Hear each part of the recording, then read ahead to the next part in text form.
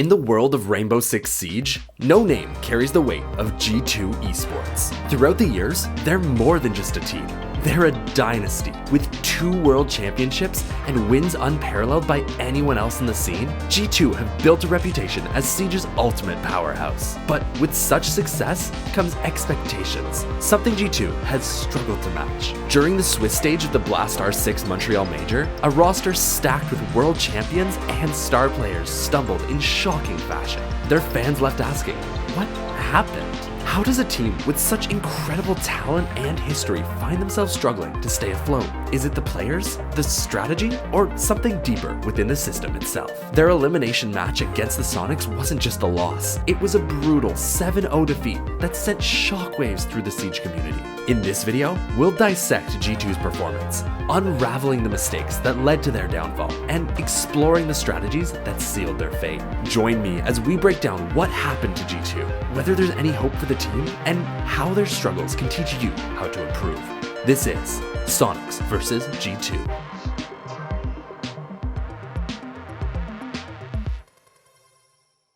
When I was starting on YouTube, I really struggled to decide what editors to use. Resolve and Premiere were too complicated, and CapCut made it difficult to record. That's why I'm so excited to partner with Wondershare Filmora. Thanks to their powerful suite of AI tools, so much of that tedious work is now a breeze. With 21 AI features, Filmora 14 lets you skip the boring parts and get right to the creative side of video making. And the best part? Filmora isn't just about the AI tools. Features like their built-in screen recorder allow you to capture your gameplay, while their easy-to-use speed ramping and motion tracking allow you to emphasize your skills. In addition to these basic tools, it also features a giant library of video effects, which you can use alongside your choice of thousands of sound effects to really make your moments pop. Last but not least is Filmora's music library, containing over 20,000 different tracks. It gives you heaps of music to choose from, and the best part? Even if you somehow can't find something that fits, Filmora's AI music generator can come up with something that will. So what are you waiting for? It's genuinely a super cool product I think you'll enjoy, and by supporting the sponsor, you're helping to support my channel. Download Filmora today using my link in the description, and otherwise, enjoy the rest of the video.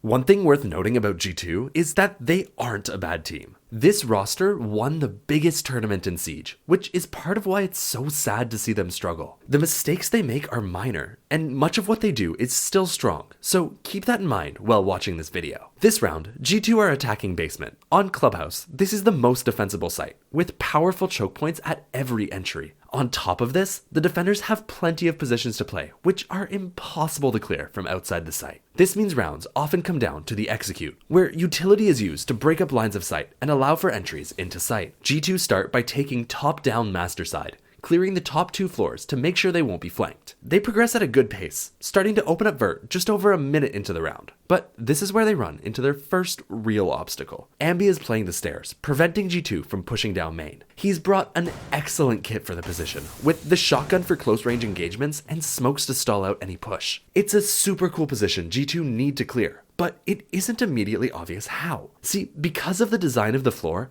Ambi isn't killable from vert, meaning he's safe so long as he stands still. But G2 have the tools to remove him. Option 1 is to use a flashbang, blinding Ambi as he's pushed. Simple and elegant, it's an easy way to remove the player without wasting too much time. Better yet, they have the Deimos on side, and a single track plus the flashbang essentially guarantees the kill. Option 2 is even easier, simply sending in the blitz. Shotguns are good in close quarters, but the blitz is even better. All Alamau needs to do is walk down main and it's done, since even if Ambi tries to run, Lawyer has his fault from above. Option 3 is the refrag. If Ambi shoots with his shotgun, there's a split second where he isn't able to shoot again right away. If G2 walk down with 2 players side by side, chances are they'll find the pick and only one of them will die. All 3 are decent solutions with upsides and downsides. Let's take a look at which option they decide to try. I mean, yeah, a little bit of pressure over towards main, as you mentioned with Ambi, over towards that position with the smoke. The gas babe's out nice and early, a little bit of pressure. Not much work being done, though, over towards the kitchen hatch. Stock hatch still as well, reinforced.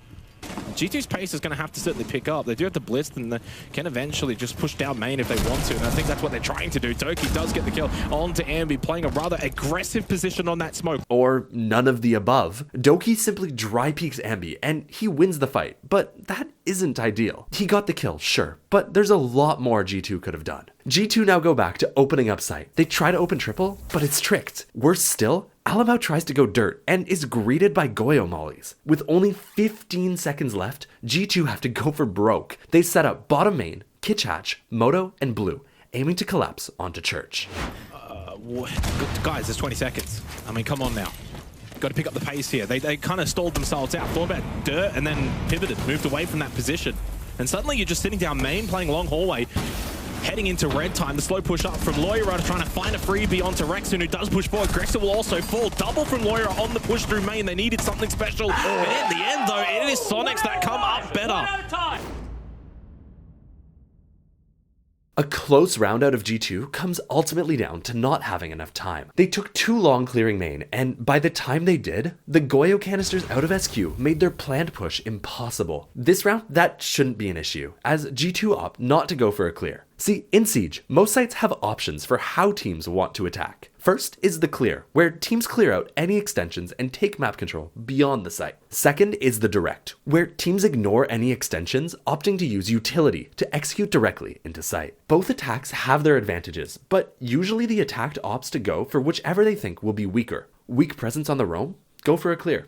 Hardly any setup on site? Take direct. In theory, it's a simple rock, paper, scissors type approach, but in practice, it's often hard to know. This round, G2 have the right read, as Sonic start with the majority of their players off-site, so they start immediately opening things up. Uno pops the con single to make it harder for the extended players to fall back and support site, before immediately heading over to open up Jacuzzi. They make quick work of that wall and of bathroom, forcing Surf into Master. He finds a fight and Blaz dies, but even so, G2 are looking nice. By forcing Surf into Logi, they've opened up an avenue into Gym for themselves. The only thing between them and a plan are these feet holes in the wall. These allow a player in con to hold the sprint in from breach, but honestly, it isn't that strong. Because of the reinforced wall, there's actually one safe spot, and they decide to give it a shot.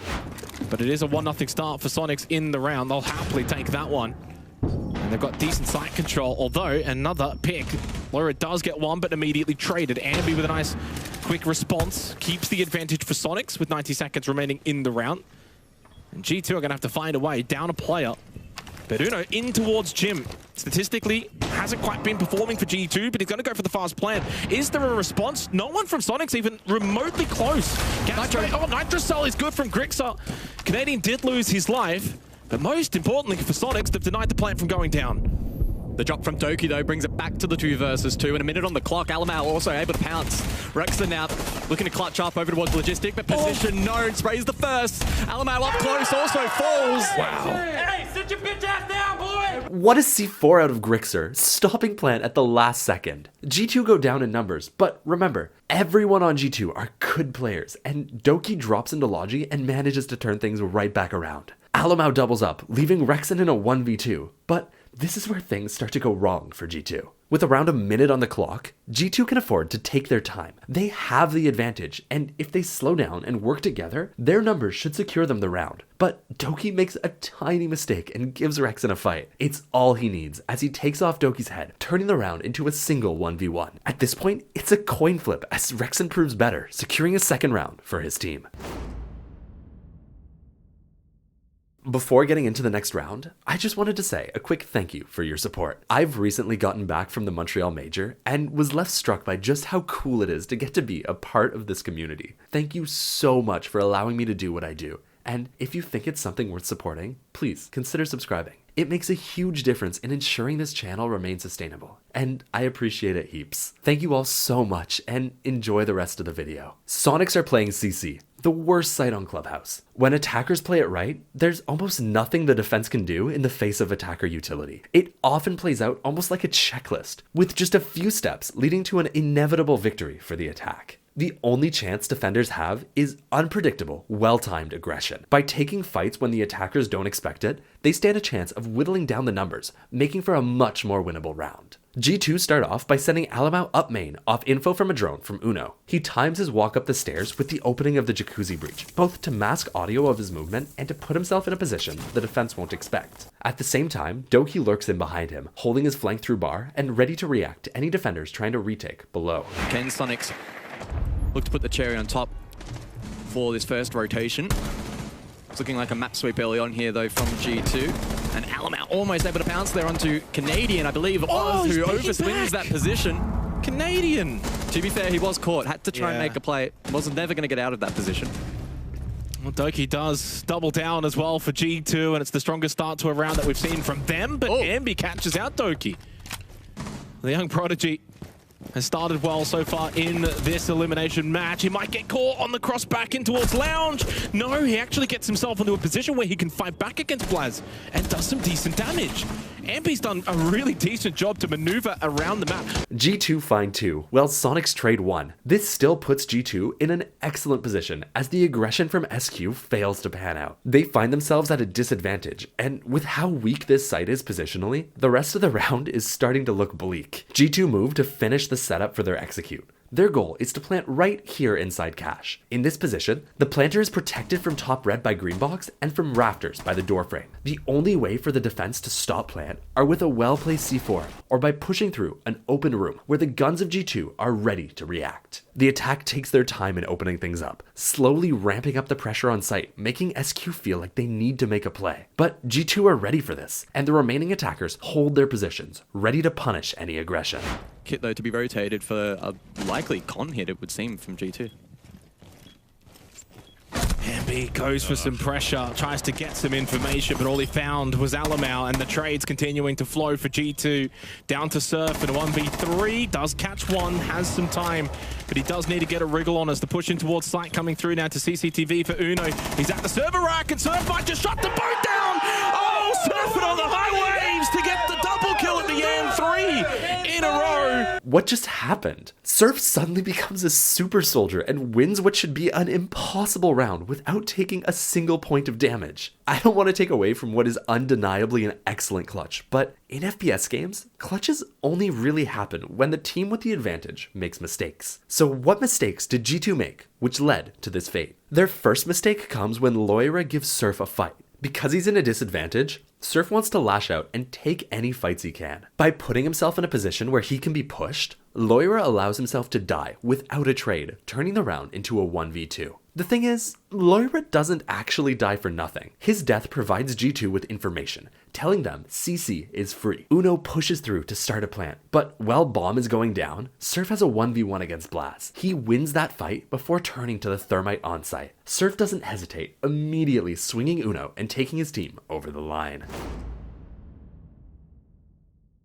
Now that Sonics have completed a full site rotation, G2 find themselves attacking basement once again. They start as they did last time, taking towards kitchen and starting to pressure Ambi on main. Ambi, sensing the pressure starting to mount, peeks up and finds himself punished by Doki. G2 have made better time than last time, having cleared out main with over 90 seconds remaining. They're in a much better spot until Rexon manages to find a refrag onto Loira through the vert angle above the wall inside church? Alright. This seems to make G2 hesitate, wasting a ton of time getting ready for their hit. Making matters worse, Sonic seem to have read the execute, and with their guns trained on the drop, this attack looks to be rough. 30 seconds, they've got to make a move. Moto hatch available, kitchen drop. I don't know if this is going to work. Uno with a flash prepped, ready, one in towards dirt. Surf crossing back in towards site. Time starting to go against G2 again. It's all too reminiscent of the opening round of this map. The drop from Uno, but he loses his life to Canadian, who stands strong inside of Dirt and Sonics with all the numbers, and no time really remaining at all for G2. Once again, their attackers just look, well, incompetent. I mean, this is what it's come down to. Alamau is just prone in kitchen. There's 3 seconds left. He knows there's nothing they can do. What are they doing? Your team is dead! Another weird execute out of G2. Uno drops into sight without even a flashbang for the player in dirt. He loses the fight, and the rest of his team just can't get to the diffuser before the end of the round. G2 are back attacking the worst site on the map. They desperately need a round, otherwise they won't really stand any chance at a comeback. They decide to keep trying new things, figuring since their master side didn't work, best not do the same attack twice. This time, they take CC direct, opening up the main breach and taking below with the idea of sending Blitz up red to create chaos late round. The round starts well once again, with Alamau finding an early pick onto Ambi. But Sonics aren't standing still. Canadians red, the attack isn't coming master, so he rotates down main to threaten a flank up blue. And look at this. Dogi is applying pressure towards red, and while Grixer distracts, Canadian starts to flank. Blitz available as well. This will be a powerful tool, and Dogi perhaps posturing to contest up red stairs. Good counterplay though from Grixer. Smoke Babe just to stall that out, so there's 2 in the pocket. Oh! I mean, I like the more map-wide pressure this time for Sonics. The pistol, well, it's a little bit shaky from Doki, but he does eventually get the kill onto Canadian. Doki takes out Canadian, but not before Canadian takes out Blaz. Still, G2 maintain their advantage and move to start clearing out Rafters. The thing is, G2 haven't brought any utility for the job. On Clubhouse, Rafters is a power position, which plays out in a unique fashion. Because Rafters looks down on the lower garage, defenders have a huge advantage when taking gunfights, but simultaneously, they're super exposed. There's very little cover in Rafters, and if the attackers can make Rexon move, he's forced to expose himself, where he can be easily taken out. Attackers usually do this by bringing along util, which will kill if you stand still. Things like Capitao Fire or grenades serve this purpose excellently, but G2 haven't brought any along. Their only option is to take a super unfavored gunfight and just hope to take Rexon out. And they're starting to make their way in towards Bot Garage, which is somewhat what Doki was talking about pre-round. Rexon still up above on the dock. Well, they haven't cleared Garage Rafters, and they don't have a Capitao tool or a Grim to do this. So they're going to be relying on... He's going to get at least one, isn't he? The positioning here from Rexon is so important, and he does catch Alamau. Could he find a second? No. Shot down by Laura. G2 go 1 for 1, clearing out Rafters and keeping their advantage. They've achieved everything they need, but it isn't exactly elegant. Still, it gets the job done, and G2 move towards site. Uno pushes in, while Loira holds the cross. But with the C4 and smoke on side, it's likely G2 won't be able to plant. This round seems like it's about to turn into a fight. 40 seconds on the clock, and so the plant and our potential here from Sonics is still rather strong. But keep in mind that Blitz from Doki can lay pressure in the backline if he so wishes to go deep, and that will be the play. Surf under the pump, flashed out. Nitro in response, but I don't think it will land. It's ineffective.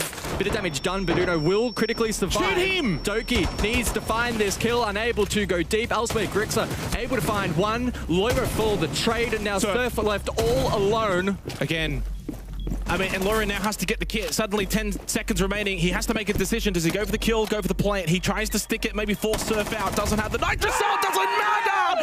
Oh, Surf does it again for the second time in the half! How did the game started?